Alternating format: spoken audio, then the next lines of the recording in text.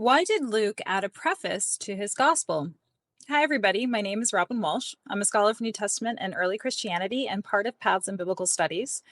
Now, this question is actually something we have discussed over at the discussion boards in the BSA, the Biblical Studies Academy. And I thought I would give you a few examples just because it's really interesting to do a comparison here.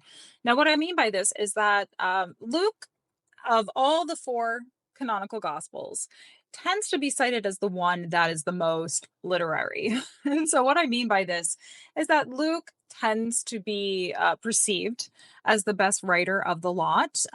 Now, if you compare his style of writing in Koine Greek to someone like Mark, it's really hard to dispute this. Luke has a little bit more flow to his Greek. His sentence structure is a little more complex. Now, to be honest, all of the gospel authors tend to be pretty simplistic, but at the very least, Luke has a little bit more art to the way that he writes. He also has a very good sense of plot structure and some of the notes that you want to hit in a good piece of writing. He's still very succinct in some ways in how he tells a story. He's not quite as bad as Mark, who will say, and immediately, and immediately, and immediately. He doesn't have that many transition clauses, for example, but he does give you a pretty dramatic story. And some of you may have heard me mention before that if you are familiar with the Charlie Brown Christmas, sad Christmas tree cartoon that is shown every year, when Linus stands up on stage and tells that traditional story about the Nativity, that's Luke. So you get a sense of how he, again, creates a good sense of drama in his text. And he is considered, again, the most literary, both in terms of style, but also how he structures his narrative. Now, his preface is really interesting because it is very traditional. It is the traditional kind of preface that you often see with a lot of ancient writers. The caveat here is that we sometimes talk about genre, that we have authors writing histories or biographies. And it's certainly the case that authors were aware in antiquity that they were writing a certain kind of story. That is absolutely the case. But the idea that you have fixed genres is not really something that was going on in antiquity. That's more of a modern conception. What you do have, though, are writers who will occasionally offer you a preface of some kind that basically details their processes. You do see this with what we call the historiographers today, when they will say, I'm going to tell you some stories that might seem kind of fantastic about the past, about far flung places, but you can trust me because I've talked to eyewitnesses. I've been to these places myself. I've witnessed this with my own eyes, or I've heard this from people who themselves were witnesses. And so that's how you know, Herodotus, Thucydides, that what I'm telling you is accurate. Now, Luke, if you're familiar with his preface, does exactly the same thing, and we'll put the preface up here so that you'll have a chance to take a look at it while I'm talking. I'm not going to read it to you right now, but Luke makes those references to what his process is. The other interesting thing he does too is he lets us know he has a patron. And there's been a bunch of debate over the years. I think there's less debate now than there was when I first got into the field about the nature of his patron. His patron's name is Theophilus. If you break down the name Theophilus in Greek, Theo meaning God, the philos part meaning love, lover of God. So now, is this a general reference to anyone who loves God? Anybody who's part of the ecclesia? Is this a conversion name? Somebody who has converted to the Jesus movement, to Christianity, who's using this name?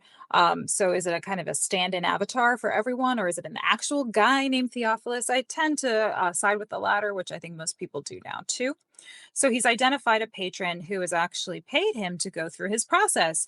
And not only has he talked to people who were from the beginning eyewitnesses of eyewitnesses, or who were aware of the testimony of eyewitnesses. Again, this is something very, very common that you do see among writers who are reporting something that they are not themselves witnesses of. But he's basically collating everything into, and again, he's been sponsored by Theophilus to do this, collating everything into this authorized account. Now, let me look at my computer to give you a couple of other examples here of other prefaces that we see out in the world in antiquity. Now, one is really interesting. It's by an ancient physician by the name of Dioscorides. And we'll put it up here too. I am going to read this one. It may be less familiar to you, or at least kind of run through it. Although many reports have been made, not only in the past but also recently, about the production, effects, and testing of medicines, I nevertheless intend to instruct you. And then he names his patron about them. The decision to undertake such a thing is neither needless nor injudicious, for some of my predecessors have not completed their work. But you get the sense, right? It's a very, very similar structure. Here's my process. Here's what I've looked at. Thank you to a patron. Very, very interesting that it is the same kind of preface. Now, off record, I get to speculate. I wouldn't put this, I think, in a publication.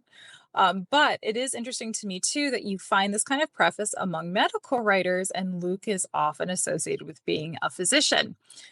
So is it that somebody read Luke's preface and said, like, wow, doctors tend to do this. He's got some medical terminology, must be a doctor. The designation of Luke is later, but I find that to be an interesting little sort of carrot in all of this. So, very, very interesting preface. I'm going to read one more, and this is the one that I tend to go to. Again, we'll put it up on the screen. But it is something from the life of Alexander from Plutarch. And he talks about that he's not writing histories, he's writing lives. And he talks about how it's not always the most famous deeds, like big battles and things like that, where you really see somebody's character, his a man's virtue and vices, he says. But often, what gives you a clearer insight into his character are small details, or maybe a joke, or little vignettes from the person's life, essentially. And I really like this statement from Plutarch too, because I think it captures, again, what is going on in a gospel like Luke's. Not necessarily, even though he's talking about Plutarch, the difference between history and biography.